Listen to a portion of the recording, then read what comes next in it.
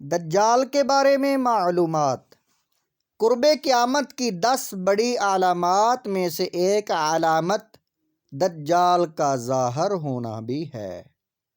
دجال کا فتنہ تاریخ انسانی کی ابتدا سے لے کر انتہا تک کے تمام فتنوں سے بڑا اور خطرناک فتنہ ہے، جس کی بڑائی اور شدت کا اندازہ اس بات سے بھی لگایا جا سکتا ہے کہ ہر ایک نبی علیہ الصلاۃ والسلام نے اپنی اپنی امت کو دجال کے فتنے سے ڈرایا تھا۔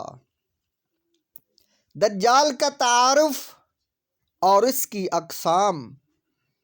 دجال کا معنی ہے بہت زیادہ جھوٹا شخص، کیونکہ دجال بھی حق کے ساتھ باطل کو ملا کر جھوٹ بولے گا، اس لیے اسے دجال کہا گیا ہے۔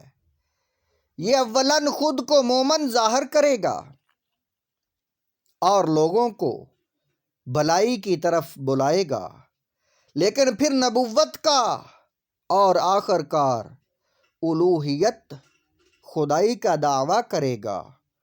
مشہور ہے کہ اس کی اصل یہود سے ہوگی۔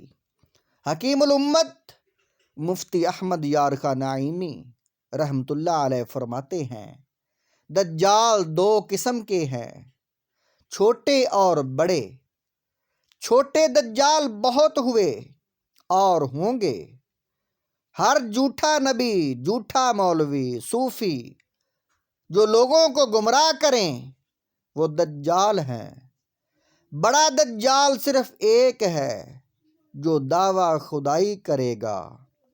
عقیدہ امام محمد بن احمد قرطبی رحمۃ اللہ علیہ فرماتے ہیں، دجال اور قرب قیامت، اس کے ظاہر ہونے پر اعتقاد رکھنا برحق اور یہی اہل سنت بالعموم فقہائے کرام اور محدثین اعظام کا مسلک ہے۔ دجال کا حلیہ۔ مختلف احادیث میں دجال کا حلیہ بتایا گیا ہے۔ ان تمام کو سامنے رکھنے سے دجال کا جو حلیہ سامنے آتا ہے وہ یہ ہے کہ دجال ایک جوان مرد ہوگا، دراز قد اور ایک آنکھ سے کانا ہوگا، اور کانی آنکھ ایسی ہوگی جیسے پھولا ہوا انگور ہو، جبکہ اس کے ایک آنکھ خون آلودہ ہوگی۔ اس کا سینہ چوڑا اور ذرا سا اندر کی طرف دنسا ہوا ہوگا۔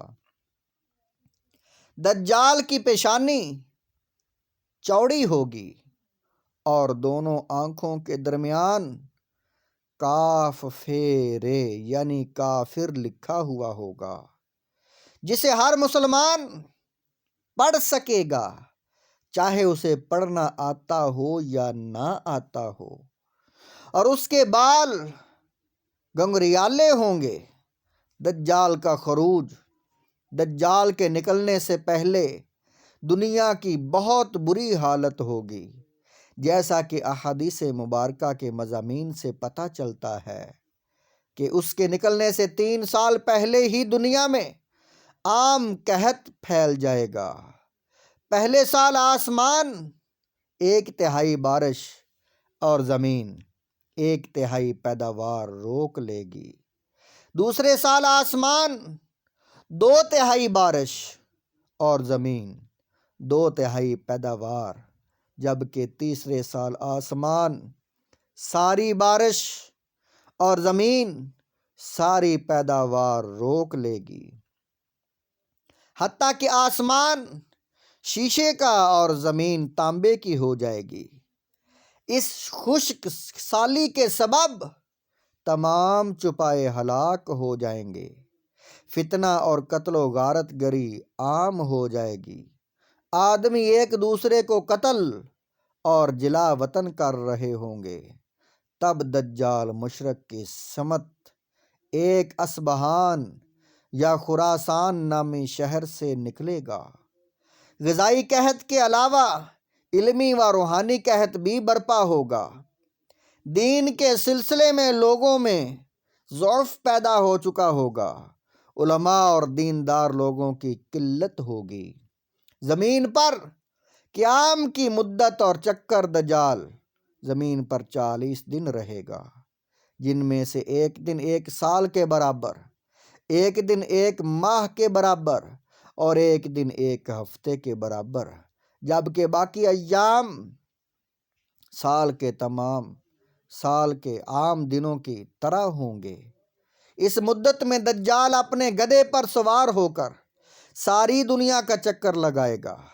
گدھے کا جسم اتنا بڑا ہوگا کہ دونوں کانوں کے درمیان فاصلہ 40 ہاتھ کے برابر ہوگا، اور اس کے گدھے کی رفتار کا یہ عالم ہوگا کہ 1 قدم اٹھائے گا تو 1 میل کی مسافت طے کرے گا، اور روئے زمین کا کوئی میدانی، صحرائی اور پہاڑی علاقہ ایسے باقی نہیں بچے گا کہ جہاں وہ نہ جائے۔ البتہ مکہ مکرمہ اور مدینہ طیبہ پر فرشتوں کا پہرا ہونے کی وجہ سے ان میں داخل نہ ہو سکے گا، بلکہ مدینہ کے باہر دلدلی زمین میں پڑاؤ کرے گا، اور مدینہ پاک میں زلزلے کے 3 جھٹکے آئیں گے، جس کی وجہ سے ہر کافر اور منافق مدینہ سے بھاگ نکلے گا اور دجال سے جا ملے گا۔ اس روز مدینہ پاک ہر منافق اور ہر فاسق مرد و عورت سے خالص و پاک ہو جائے گا۔ اسی لیے اس دن کا نام یوم الخلاص بھی ہے، اور بعض روایات کے مطابق بیت المقدس اور کوہ طور پر بھی نہیں جا سکے گا۔ دجال کے شعبے اور ان کی حقیقت۔ دجال طرح طرح کے شعبوں کے ذریعے لوگوں کا ایمان برباد کرنے کی کوشش کرے گا۔ حدیث مبارکہ میں ہے، دجال کے ساتھ روٹیوں کے پہاڑ ہوں گے۔ دجال کے پیروکاروں کے علاوہ باقی لوگ سخت تکلیف میں ہوں گے۔ اس کے ساتھ 2 نہریں ہوں گی، جن میں سے ایک کو جنت اور دوسری کو دوزخ کہے گا۔ در حقیقت جسے وہ جنت کا نام دے گا وہ دوزخ، اور جسے وہ دوزخ کا نام دے گا وہ جنت ہوگی۔ اس کے کہنے پر آسمان سے بارش برسے گی، اور لوگوں کے سامنے وہ ایک شخص کو قتل کرے گا، پھر زندہ کر دے گا۔ دجال کی موت۔ دجال کے فتنوں کی وجہ سے اہل ایمان سخت پریشانی اور تنگی کے عالم میں بھاگ کر دجال دخان نامی ایک پہاڑ میں پناہ لیے ہوں گے، لیکن دجال ان کا پیچھا کر کے پہاڑ کا گھیرا کر لے گا۔ اہل ایمان سخت بھوک اور تکلیف میں مبتلا ہوں گے۔ تب اللہ پاک حضرت سیدنا عیسیٰ علیہ السلام کو نازل فرمائے گا۔ حضرت سیدنا عیسیٰ علیہ السلام کو دیکھتے ہی دجال ایسے گھلے گا جیسے پانی میں نمک گھلتا ہے، اور آپ علیہ السلام دجال کو مقام لد پر قتل کریں گے، اور اس کے پیروکاروں میں سے کسی ایک کو بھی زندہ نہیں چھوڑیں گے۔